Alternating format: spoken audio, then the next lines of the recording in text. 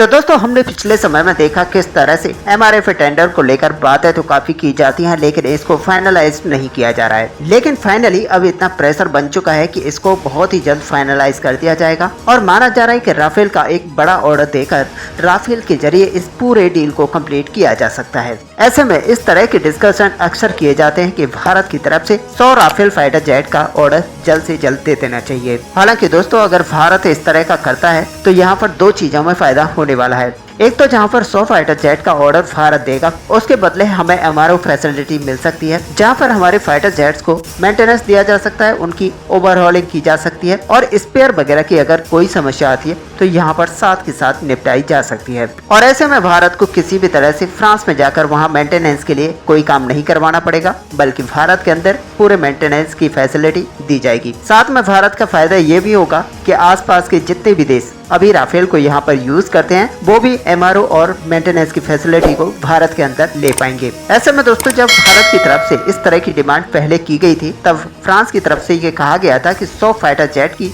यहाँ पर ऑर्डर भारत को पहले देना पड़ेगा और तब जाकर फ्रांस इस तरह की फैसिलिटी को स्टार्ट कर पाएगा। और दोस्तों अगर भारत यहाँ पर 100 फाइटर जेट का ऑर्डर एक साथ दे देता है तो लोकल असेंबली के साथ ही एमआरओ फैसिलिटी मिल जाती है, जो कि काफी बड़ी बात है। और ऐसे में भारत के अंदर ये लोकली बनाना स्टार्ट किया जा सकता है। फायदा ये होता है कि उसी में से हम 26 नेवल फाइटर जेट को निकाल लेते और साथ में जितने भी फाइटर जेट यहाँ पर बचते उनको हम अपनी वायुसेना के अंदर इंडक्ट कर सकते थे। अब 36 फाइटर जेट हमारी वायुसेना के पास पहले से मौजूद है और 74 फाइटर जेट हमारी वायुसेना को यहाँ से मिल जाते तो अच्छी खासी फाइटर जेट्स की संख्या हमारी भारतीय वायुसेना के पास हो जाती, जिससे कि चीन जो अभी J-20 की एक अच्छी खासी स्ट्रेंथ यहाँ पर बनाने जा रहा है उसको आराम से भारत आने वाले 2 से 3 साल तक काउंटर कर सकता था। उसके बाद में जब हमारा AMC फाइटर जेट और साथ ही तेजस MK2 जैसे फाइटर जेट बनकर हमारी वायुसेना के अंदर इंडक्ट हो जाते तो उनके द्वारा हम अपनी वायुसेना की ताकत को बढ़ा सकते थे। लेकिन दोस्तों इसी बीच कुछ और खबरें यहाँ पर निकल कर आई हैं और आपको पता होगा पिछली बार जब हमने MMRCF-1 यहाँ पर किया था, जिसके अंतर्गत हमने 36 राफेल लड़ाकू विमानों को यहाँ पर खरीदा था,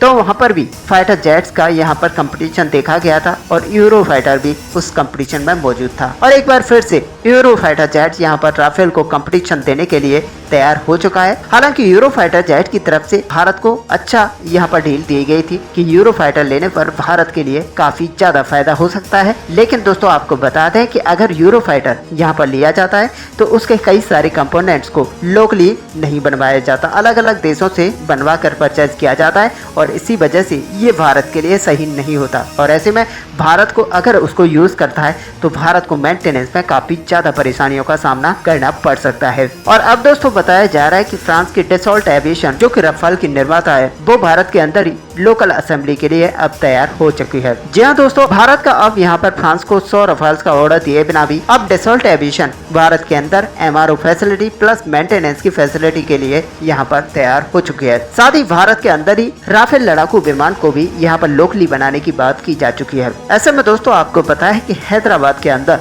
डसॉल्ट एविएशन प्लस रिलायंस यहाँ पर दोनों मिलकर काम करते हैं। अब अगर देखा जाए तो इस कंपनी के द्वारा भी रफाल्स के कई सारे पार्ट्स को अलग अलग बनाया जाता है, जिसपे KNOP एक बड़ा पार्ट है और इसके साथ ही इसके अंदर जो इंजन इस्तेमाल किए जाते हैं उसके लिए डोर्स वगैरह भी इसी कंपनी के द्वारा बनाए जाते हैं। और अब यहाँ पर बताया जा रहा है कि डसॉल्ट एविएशन के द्वारा एमआरओ फैसिलिटी यहाँ पर स्टार्ट की जा सकती है और भारत अगर रफाल को यहाँ पर फाइनलाइज करता है तो इसकी डिलीवरी वगैरह यहीं से दी जा सकती है। साथ ही बड़ी बात यह होगी कि ग्लोबली फ्रांस को जितने भी राफेल के ऑर्डर मिल रहे हैं वो यहीं से डिलीवरी की जा सकते हैं। और ऐसे में इस पूरे प्रोजेक्ट को लेकर डसॉल्ट एविएशन की तरफ से तैयारियां पूरी कर ली गई हैं और बहुत ही जल्द आपको देखने को मिलेगा कि भारत के अंदर लोकली रफाल फाइटर जेट बनना स्टार्ट हो जाएगा। और यहाँ पर अल्टीमेटली देखा जाए तो भारत को केवल ये चाहिए कि एमआरओ फैसिलिटी भारत के अंदर बन जाए, जिससे भारत को बहुत फायदा है। और इसके बाद एक इकोसिस्टम तैयार होगा जहाँ पर भारत के स्वदेशी इंजन और स्वदेशी फाइटर जेट को बनाने में एक सहायता मिल पाएगी। साथ में हमारे पास जो रफाल का बेड़ा बढ़ता जा रहा है उसके लिए मेंटेनेंस वगैरह की जो फैसिलिटी है वो यहीं से मिल पाएगी। और ऐसे में दोस्तों आपने देखा पिछले समय में फ्रांस का हमेशा से ये रहा है कि भारत का यहाँ पर सहयोग फ्रांस के लिए बहुत ही जरूरी है, क्योंकि आने वाले समय में फ्रांस और भारत दोनों मिलकर ही ऐसे फाइटर जेट को यहाँ पर ग्लोबली बना पाएंगे और डिलीवरी भी यहीं से हो पाएगी। ऐसे में दोस्तों यहाँ पर भारत की इस नई रणनीति को लेकर आपका क्या व्यू है? क्या भारत को यहाँ पर डसॉल्ट एविएशन के ऊपर एक दबाव बनाकर रखना चाहिए जिससे कि भारत के अंदर जल्द से जल्द MRO फैसिलिटी बनकर तैयार हो जाए? आप अपना व्यू हमें कमेंट में लिखकर बता सकते हैं। साथ ही वीडियो को लाइक और शेयर करना ना भूलें। मिलते हैं नेक्स्ट वीडियो में, तब तक के लिए जय हिंद।